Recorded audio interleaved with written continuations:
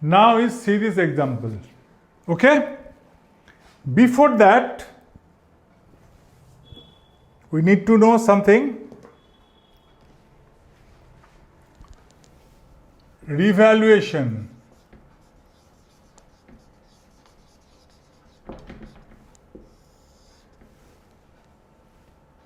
affects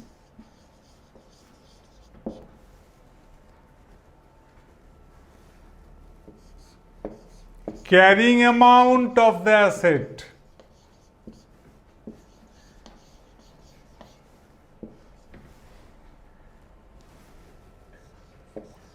Accounting profit of the entity.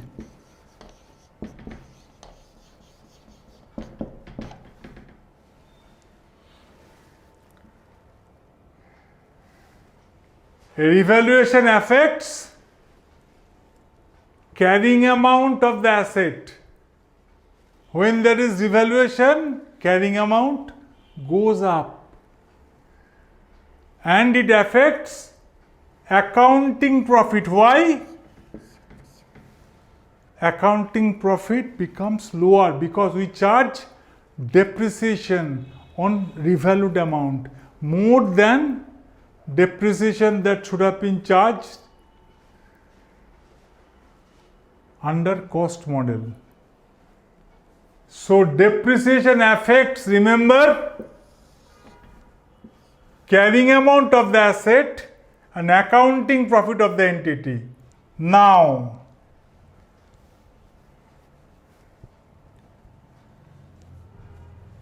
revaluation does not affect tax base of the asset and taxable profit of the entity. Income tax has nothing to do whether the entity follows the cost model or the revalued model.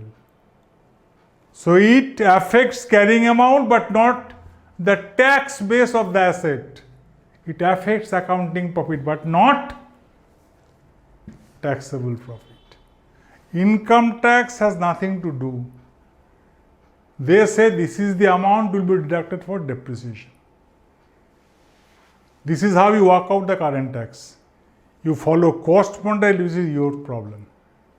Now,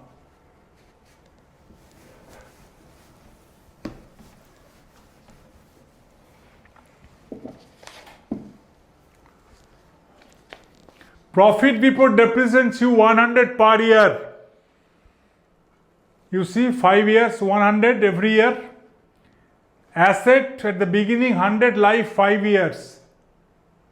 And depreciation financial SLN, that means we need to charge 20 rupees every year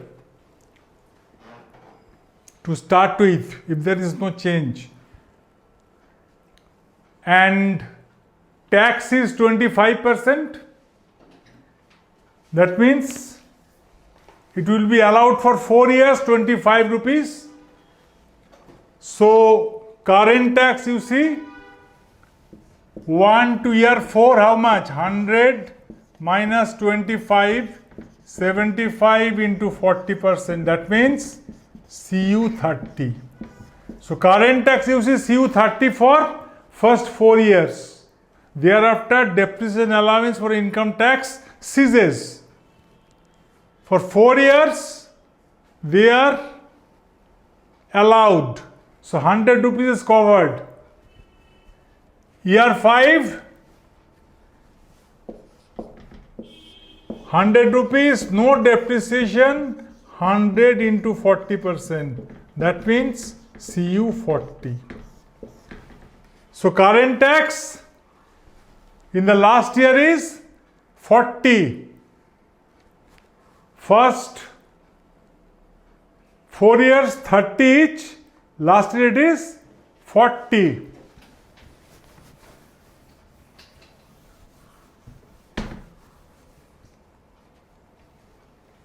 Now, First year what happens?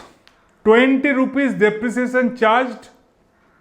Income tax department allowed 25 rupees. So year 1 carrying amount is how much? 100 minus 20, that is 80. Tax base 75. 100 minus 25. 5 is what? Carrying amount is more than tax base. That means this is taxable temporal difference. Net of tax 40% CU2 is what? Deferred tax liability. You see, we have created deferred tax liability of CU2. What is the entry?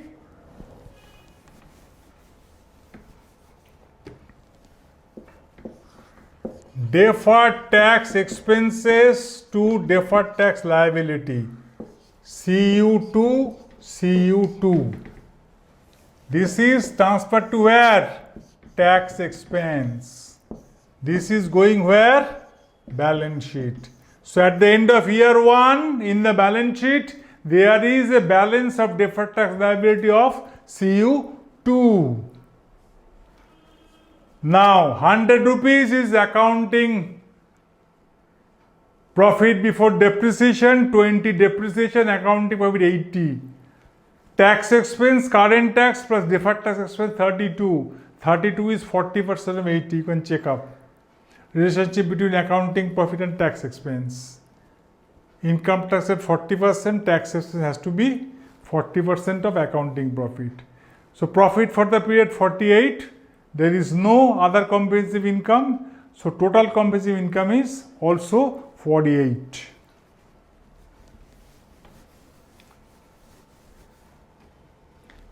Year 2, what is the carrying amount? 100 rupees plus 20 plus 20 depreciation 40, that means 60. Tax base 100 minus 50, 50. 10 rupees is what? Taxable temporal difference, because carrying amount is more than the tax base. 40%, that means CU4. So deferred tax liability has to be 4. We already have deferred tax liability 2. Now further to be created how much? 2. So deferred tax liability we need 4. Now you see the value is 75. This 60 has become CU75. That means what? Revaluation surplus is 15. Okay. 60 carrying amount without, but they say the fair value is 75. 60 becomes 70, that means 15 rupees is revaluation surplus. What is the entry? Entry is PPE, revaluation surplus, deferred tax liability. 15, 9 and 6. 40%, this is 60%. You see here. So total amount of deferred tax liability at the end of year 2, how much? This is 10. This is 10. From PL it is 4. From OCI it is 6. Total is 10. You see, 2 plus 2 plus 6, 10 rupees. So end of year 2, 100 rupees is profit before depreciation. Depreciation charge 20. 80 is accounting profit. Tax expense 30 plus 2, 32. That is 40% of 80. You can check up. Profit for the period 48. And revaluation surplus net of tax is 9, it is 57. Okay? year third. Now 75 is the carrying amount at the end of year 2. So there is depreciation only for the remaining 3 years. 3, 4 and 5, you see, we have charged 25, 25, 25 because we follow straight line method of depreciation. At the end of year 3, you see, there is no difference between amount recognized and amount is allowed. So you see, there is no deferred tax adjustment. You can check up in other way also.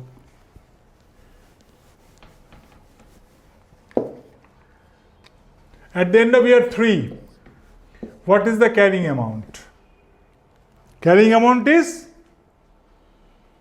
how much? 20 plus 20 plus 75 is the carrying amount at the end of year 2. 25 remains. So carrying amount is 50. What is the tax base at the end of year 3? 25. 3 years, 25 rupees, 75 gone. What remains? 25. So 25 is what? Taxable temporary difference. 40% CU 10.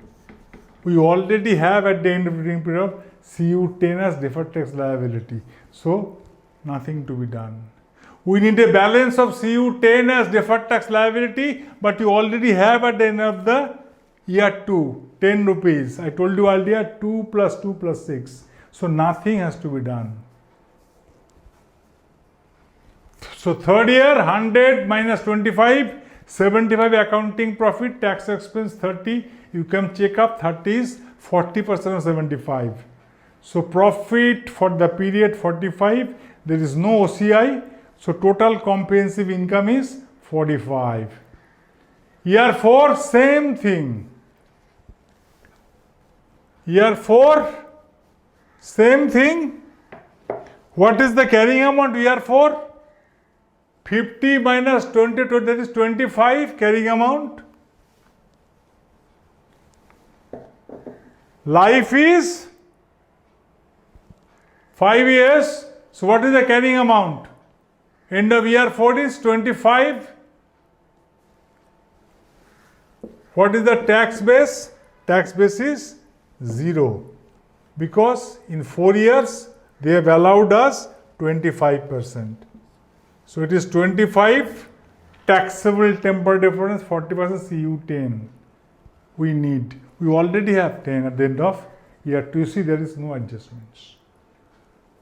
So 100 rupees profit before depreciation, depreciation 25, 75 is accounting profit, 30 is tax expense, 40% 75, and profit for the period 45.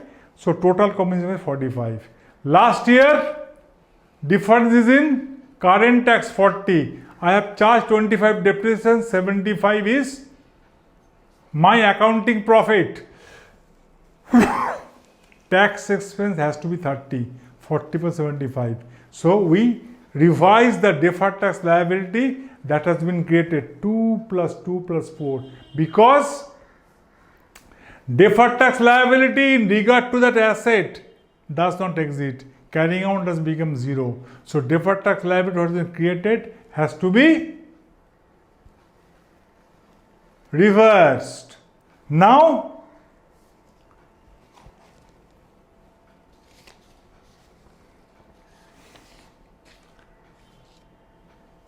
deferred tax liability is 6 plus 2 plus 2, 10 adjusted. Now you see, revaluation surplus 9. This 9 has to be transferred to retained earning 3 plus 3 plus 3. So all 45 will become 48, 48, 48. Why? When there is, you see, asset revalued, we charge more depreciation. So the difference between depreciation as per the revalued amount 25 and what is the depreciation based on cost 20. Difference is 20 minus 20 is 5. Net of tax it is free, 60%, 40% is tax. The 3 rupees has to be transferred from revaluation surplus to retained earnings. So 3 will be transferred from here, here, third year, fourth year, fifth year. This is not a reclassification adjustment. You see, profit is reduced by, it should have been 48. But because you have charged 5 rupees more depreciation, expense increased by 5 rupees, but net effect is expense increased by 3 rupees, net of tax. I spend 5 rupees expense, but 40% is tax. So my net is 3. That 3 rupees transferred from revaluation surplus to retained earning. So at the end of year 5, this revaluation balance becomes 0.